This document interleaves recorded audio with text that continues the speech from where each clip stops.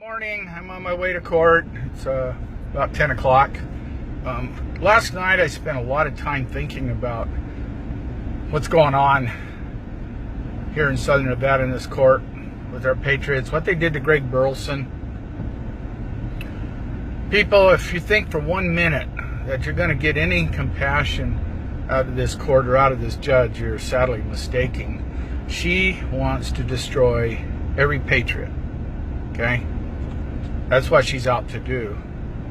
And it's not just her, it's her bosses, possibly all the way up to Jeff Sessions, I don't know. What do you do with that level of corruption? If you have a corrupt local law enforcement, you can always call the feds. You can call the FBI and they'll come out and, if it's worthy, they'll do an investigation, make some arrests and do some prosecution. What happens, though, when it's the feds and they've got the local law enforcement under their thumb? And that's what's going on with these federalization of these local law enforcement, the federalization and the militarization. Okay? Who do you turn to? You don't have anybody to turn to. I look across this country and I see the different protests that have been taking place. I think some of them started off really good and went south and went bad, like Black Lives Matter. I actually was in communication at one time with some of the leaders of Black Lives Matter, and I warned them. I said, you know what? You better look out for agent provocateurs. I said, you want to destroy a movement, that's the quickest way to destroy a movement is with agent provocateurs. And it was obvious to me that's exactly what happened. Very obvious. So I've often wondered, why can't we get the people from the DAPL protest? Why can't we get Black Lives Matter? Because we're all fighting the same thing in essence. We're fighting corruption. We're fighting lawlessness. Those that would destroy our Constitution, that would destroy our Bill of Rights. And it's really, really hard because there's so many agent provocateurs. I don't know. You got to have that law written in your heart. So when you see that Constitution being countered by other people in your midst, you got to be prepared to say something. And this happens almost routinely. I hate to say it. It really does. And it takes it's one of the hardest things you'll ever do is call out one of your own, and sometimes, and a lot of times, it don't even work, because people have their own perspective, and it's not necessarily a constitutional perspective. So, there are so many violations that's going on right now in this court, and if this is allowed to stand, there's nobody to turn to. Nobody. This will become a precedent that will be basically enforced by local law enforcement and the feds because they have been federalized. Now, you can look at what they've been doing to Josh Martinez, the collusion between the Department of Homeland Security and Lombardo's Sheriff Department here in Las Vegas. The Sheriff Department took it to another level. The Department of Homeland Security wasn't even going to arrest him. But the Sheriff's Department took it to a whole new level. So why did they do that? Well, obviously they've been federalized and militarized. We'll just stick with federalized. They are carrying the water for the federal government, and they're going to do it. Joseph Lombardo, Sheriff Lombardo, on the stand the other day, looked so uncomfortable. It was so obvious to me that he was stressed and that there's something else going on there.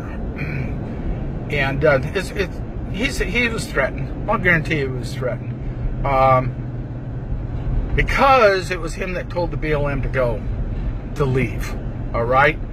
and they can always come back after him. He's basically an unindicted co-conspirator. Our sheriff is right now, and he's stressing it.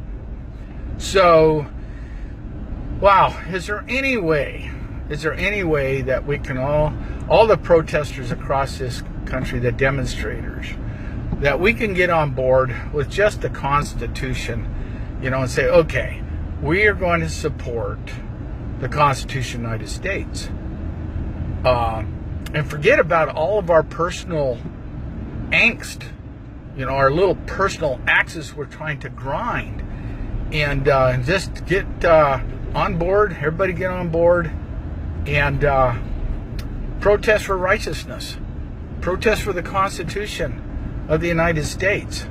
Is there any way that can actually happen? I don't know. I really don't know.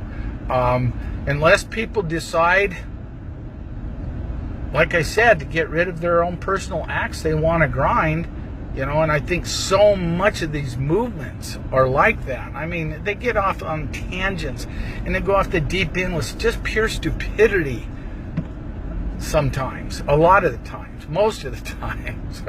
Even our group, the group that we consider on track, there's a lot of times we got people that are just fighting for their own agenda.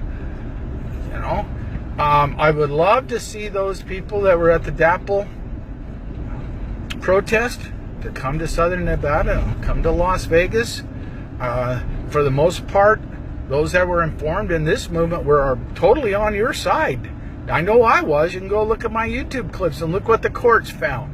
You were right. All right? And look who pushed that agenda. Those local law enforcement pushed it more than anybody. And then some of them backed off. They, came to a realization that they were in the wrong. And they backed off. Well, you had some sheriffs that refused to back off. You're always going to have those good old boy rednecks that are not going to change anything. They just don't care.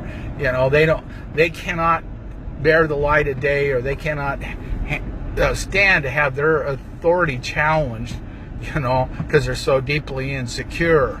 And we saw an awful lot of that happen there too. So, yeah, this country is right on the brink. This country is right on the brink of losing all of our rights, every right that we have. And if you look around you and you look at all the alphabet agencies and what they're doing, and if you look at these other organizations like Child Protective Services and what they've been doing and what they've been up to, it is totally insane.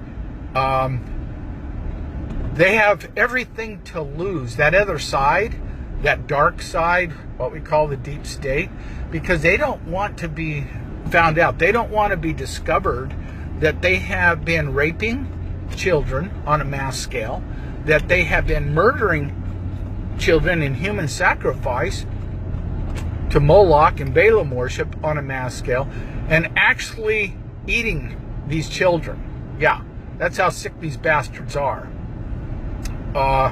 And I'm going to tell you, they know that if they get found out, their history. So they have everything to lose. There's no way they're going to give in. There's no way that they're going to give in. And they're the ones that's pulling the strings. They're the one that's calling the shots. Like your Foreign Relations Commission, the Trilateralist, all these different organizations. They are obsessed with children. And not in a good way, not in a good way at all. Hillary Clinton was a big part of that. She did a tremendous amount of covering up of these atrocities. You remember what she used to say? It's for the children. Yeah, it's for the children. Oh, you mean so that you can have access to the children and you can do whatever you want to the children, and it goes along with the rest of your co-workers, such as John Podesta, such as Jeff Epstein, such as your husband, and there's a myriad of other horrible, demonic, possessed individuals that are involved in this. So they're not going to back off. They're not going to back off. And they win. What do you think they're going to do?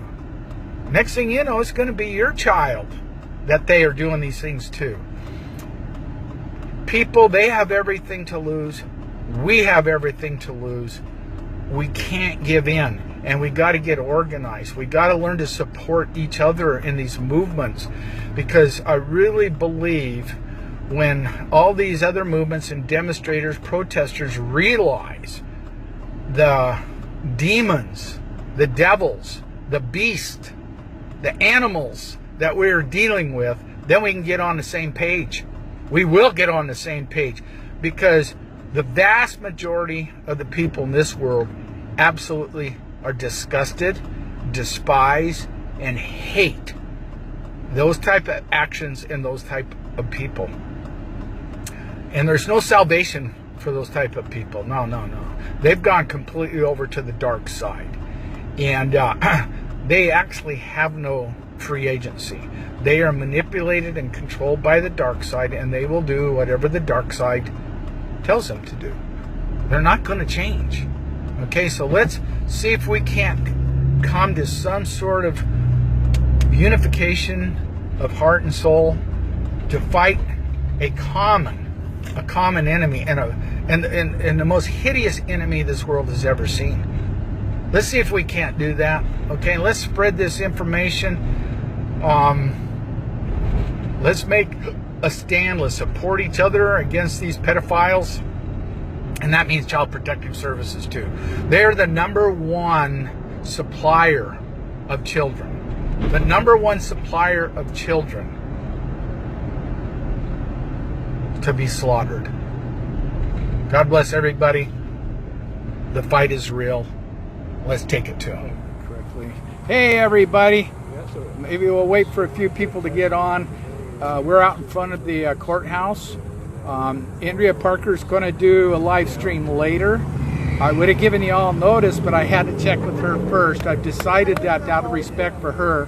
I've been talking over her with some of my live streams, and I don't want to do that anymore. Obviously, she has more vested in this than I do. Maybe not, because I am an unindicted co-conspirator, by the way.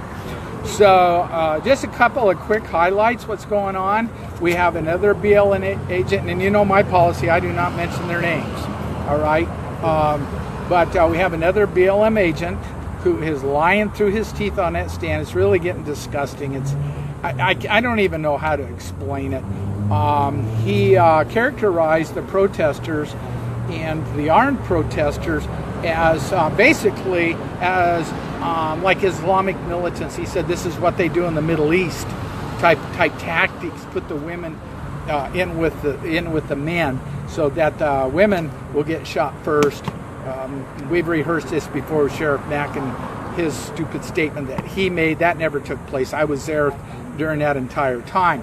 So we have another BLM agent who is exaggerating, who is up there lying through his teeth. We had two of our court observers almost got thrown out because one of them asked, we're within earshot, were you in the Middle East? And but they didn't, because they couldn't identify who it is. This BLM agent, following suit, has also said that he was preparing to take out a target, an imminent threat. So, pretty much every BLM agent that's got up there, that's false alarm, has got up and has actually said that, I know you're doing the best you can. I got a gentleman holding this, Mr. Cox holding this for me. So he's doing a great job, but I'm going to try and keep my face in there. So here we go again. BLM agents saying they're trying to pick out a target. They're trying to pick out an imminent threat so they could take a shot. All right, folks, if we don't win this, if the government wins this, you're going to have the BLM on steroids. There's nothing that, as it is now, law enforcement can almost shoot anybody. Just if you get out with if you're trying to take a picture with your smartphone, they interpret that, at least this is what they say, as a gun, and they shoot you and kill you. So they have so many outs as it is already. This is just be carte blanche for them at this point in time.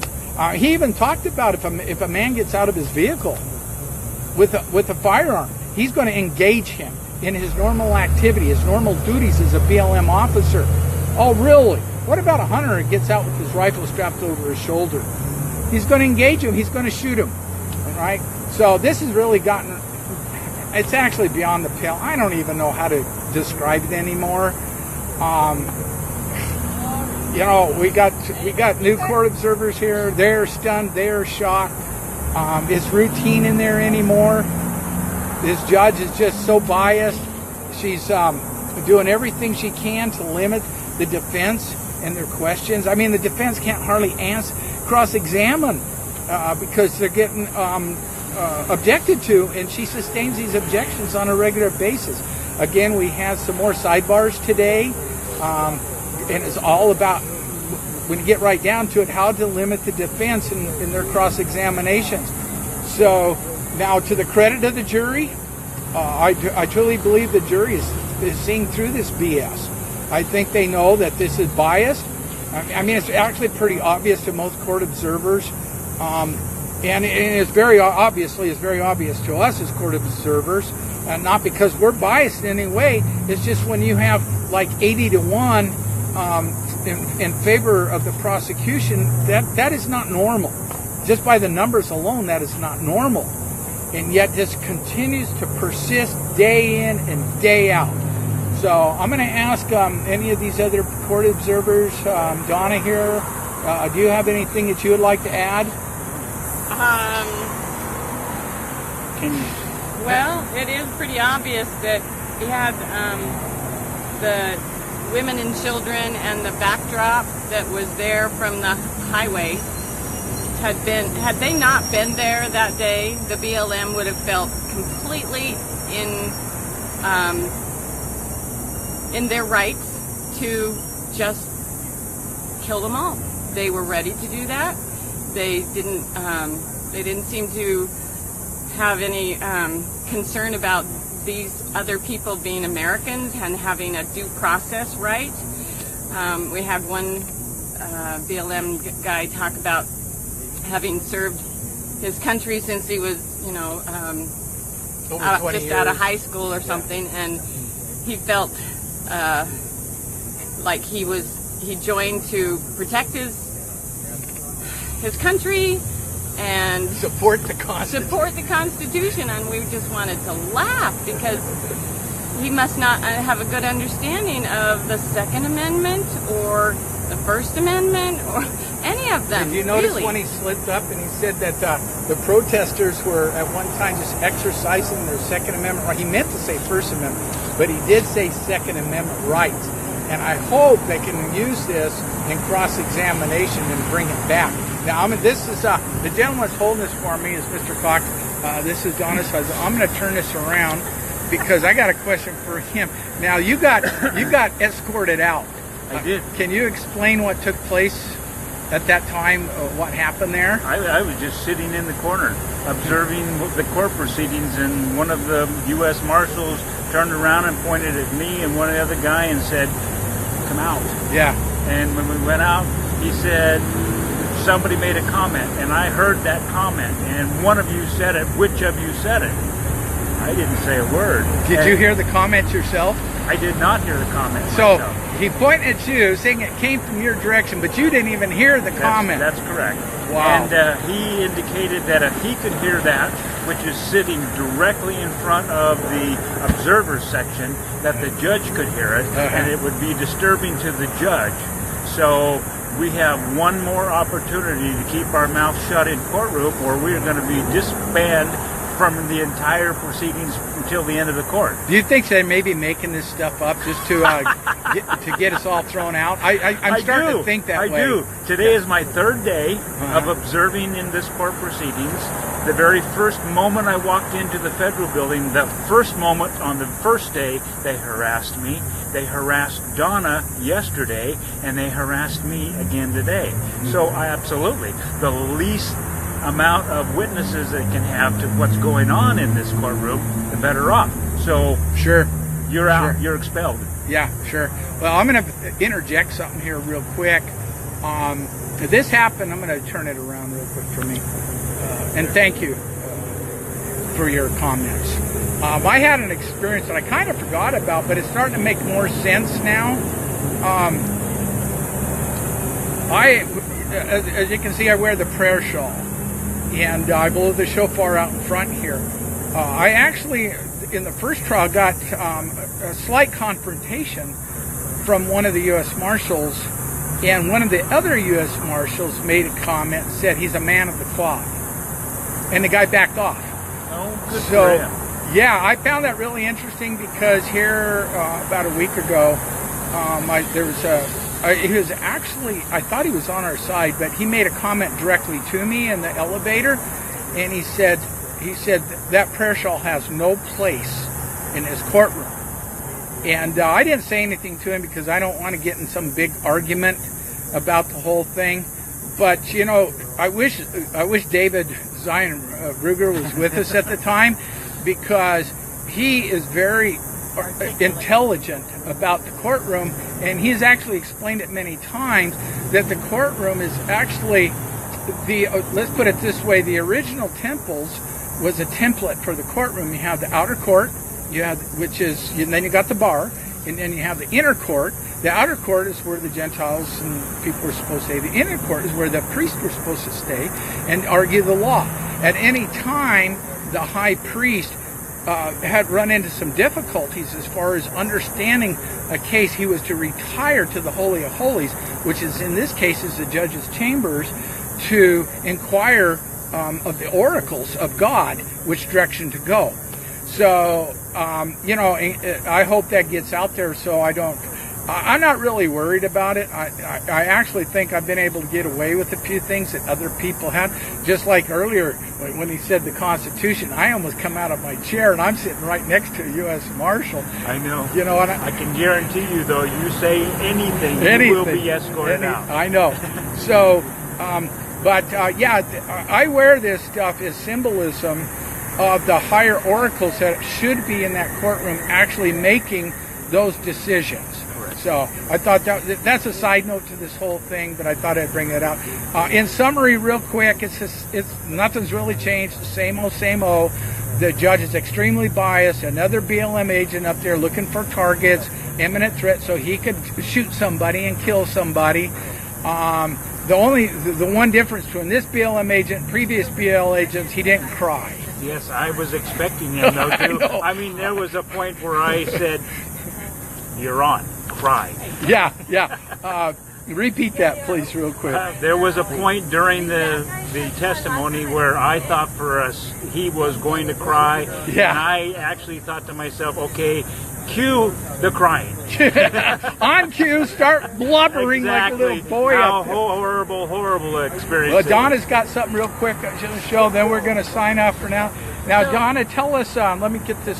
Take a screenshot. Let me get this all in and explain. Everybody take a screenshot and read this and explain where you found this. This was actually a much bigger poster on the law library on the same level as the court. And I had stepped out when Steve got pulled out and just make sure that he didn't disappear.